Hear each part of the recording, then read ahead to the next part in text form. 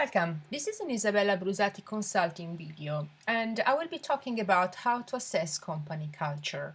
There are plenty of tools on the market. However, I believe that the method that was designed by Edgar Schein is by far the best. It is my view that there is no need to reinvent the wheel. There are a lot of people that are trying to come up with different tools, but the reality is that there is already something that is extremely useful on the market, and basically it's very simple because it consists in interviewing individuals and groups. Most companies and consulting are trying to push for surveys. However, it is a view of Edgar Schein that actually surveys are not the answer when coming to assess a corporate culture. Why? Well, first of all, with regards to survey, you don't know what to ask about or what question to design. So the culture of a company covers all aspects of an organization, and to design a questionnaire, so basically surveys or questions that grapple with all the relevant elements, it means that the survey would have to include hundreds of questions, which is simply something that is not reasonable to be implemented. Also, in addition to the problem of what questions to ask, there is the problem of the unreliability of the answers. In fact, there is no way of knowing what a person answering a questionnaire reads into a question, in the sense that, when someone is reading a question of a survey, the interpretation can be extremely subjective. So again, there is an issue with regards to survey, not only in the way that the questions are designed, but also in the way that people are answering those questions. Okay, another issue that is related to survey is that sometimes the things that employees complain about may not be changeable because they are embedded in the culture. So the survey actually are useful to identify whether the values that are exposed are being met or not.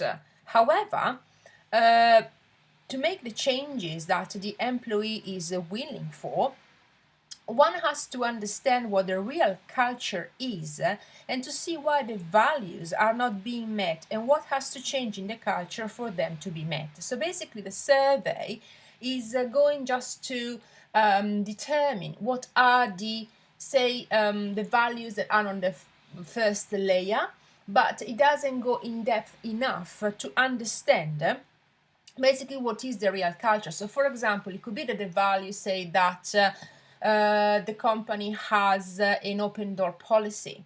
So basically it looks like people are invited to talk to the senior management, but in reality it could be that the management is not willing for the employees to disclose their ideas, and actually this is extremely hierarchical. So what the values are, for example, on a piece of or on the web are not necessarily the values that are embedded in the culture of that organization. And for a survey, it's extremely hard to determine what is the real culture within an organization.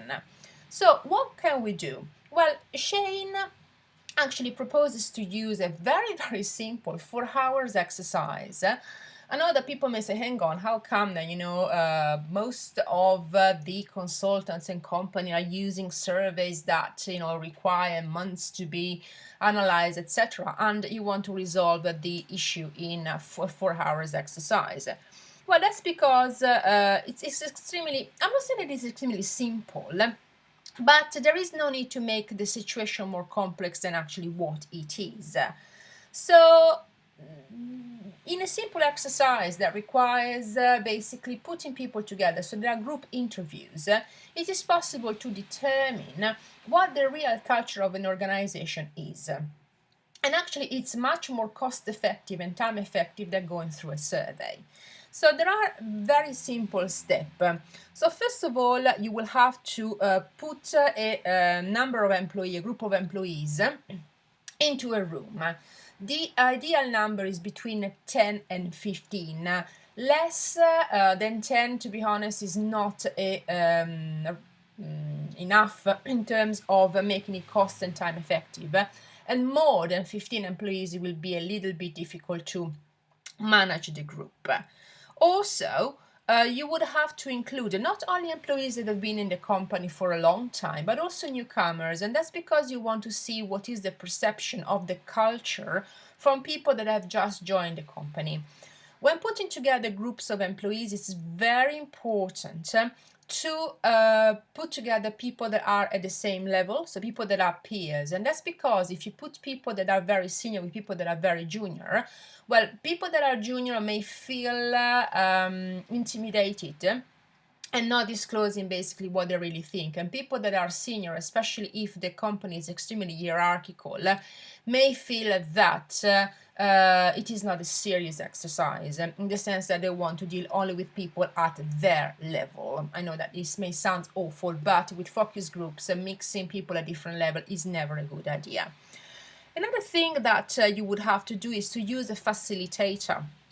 Facilitator can be someone external, and usually it's better because by using an external consultant, you are basically giving the message that the person that is going to carry out the focus group, so basically the interviews, is fundamentally independent. However, nothing prevents from using someone who's internal in the organization. However, if you use someone internal, of course, this individual has to be properly trained and also has to be someone that is well respected and that is objective. And then basically you carry out focus groups. You can actually do this exercise once, or if of course the organization is bigger, you would have to organize different focus groups. But fundamentally, the exercise is going to require about 4 hours. So basically you can choose different focus groups. So for example, the first one is going to be on a Monday morning. The second one can be, for example, on the Wednesday morning, and the third one on the Friday morning. I suggest not to drag it for too long, of course, because you want to take a snapshot of the real culture of an organization within the same period of time. There are several steps that you have to comply with when dealing with the assessment of the culture using this method that was designed by Schein. So the first step means that you have to define the business problem. So what do you want to ask? So what is the reason why you are carrying out this cultural analysis? Also, in order to make it concrete, you have to determine what are the areas that have to be improved. For example, the company wants to move from an individual compensation based on individual performance to a teamwork where actually the bonuses will be given, taking into consideration the performance of a team. So how do you improve teamwork within an organization like this? So you have to give specific examples. So first of all, you have to determine what is the business problem. So in this case, it would be growth and improving teamwork. And then you have to determine exactly the area that has to be improved. Also, you can use flip charts and a room where you can tape the paper sheets on the wall. So basically you are going to record the answers of the people, and these answers are going to be visible. As you can see, it is pretty straightforward. Of course, it requires a little bit of preparation beforehand, but it's extremely straightforward. Okay, the second step means that you have to identify the artifacts that basically are the overt behavior, policies, rules, and practices.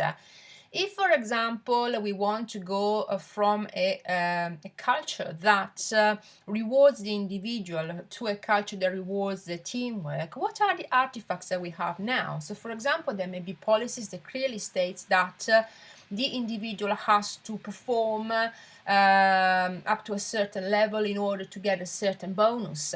And in this case, of course, the message would be you have to be individualistic, you don't have to be a team player. So this kind of policies and this kind of rules, this kind of practices, of course, are not going to support a teamwork culture. It's very important then to use the flip chart and then to write down the answers of the individual, so they basically are going to be visible. Sometimes it's also useful to provide some example to get the discussion going. Of course, trying to be as objective as possible, because you don't want to steer the conversation and a discussion in a certain direction. Step 3 means that you have to identify the values of the organization. So you will have to look at vision statement, policies, procedures, and management communication. And then again, you will have to use flip chart to write them down and put them on the paper sheets. In some cases, you may have some overlaps between step 1 and 2 and step 3. It doesn't matter. Always write it down so that basically people can see, visually can see the answers on the wall. The fourth step means that you have to compare the artifacts and expose values. Are there any inconsistencies or conflicts? And that's actually when the artifacts are the overt behavior, policies, rules, and practices, and actually the exposed values are basically things like we are a company that is focused on teamwork, and then in fact it comes out that basically the reality is that the real culture is that the management is sponsoring and is encouraging individualistic behavior. So if there are inconsistencies and conflicts, they will come out. So if the answer is positive and there are these inconsistencies and conflict, you have to identify what drives the overt behavior and the artifacts. And again, you have to write down the shared assumption on a separate page. So basically, you are now in the position to identify the patterns of shared basic assumptions. So by this simple exercise, basically, you can see what are the values, what are the messages that are trumpeted by the company. But at the same time, you can see what is the underlying culture. So basically, what is the real culture? And by comparing these two elements, you can see a pattern. So basically, you can see that there is something that drives a different behavior. And by identifying this specific element, it's possible to correct and change it. But in a survey, it's very hard to identify the specific element. As we said before, if necessary, you can repeat this process with more than one focus groups. Maybe what you can do is to do it with people at different levels. So, for example, you can start from senior management, middle management, and do, for example, then people at a more junior level. It's important to have basically a full picture, because sometimes the senior management tend to be a little bit more idealistic, whilst people in more middle management, especially because they are squashed in between, they tend to be much more vocal. Always keep the number of the groups to a reasonable amount, as we said, between 10 and 15. And also in terms of the groups themselves, there is no need, for example, to run 100 groups, 100 focus groups. Of course, depending on what you want to find out and the budget that you have and the timing, try to identify a sample of individuals that is going to be a representative. But there is no need to carry out 100 focus groups. That's not the point. Very important is the figure and the role of the facilitator, and it's of course an important element. You need someone that is going to run those groups.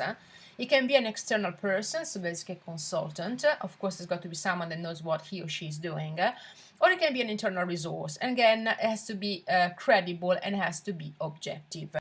As you can see, this process is much more simple than running a survey. Also because survey usually are open to all the population, so require a massive sample of individuals depending on the dimension of the company.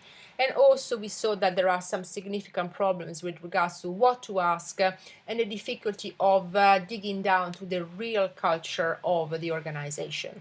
By using individual and group interviews, basically focus groups, it's much easier to identify what you want to find out, the real culture of an organization, and to identify those patterns that basically are the reasons why some objectives in a company are not met. Thank you so much for watching.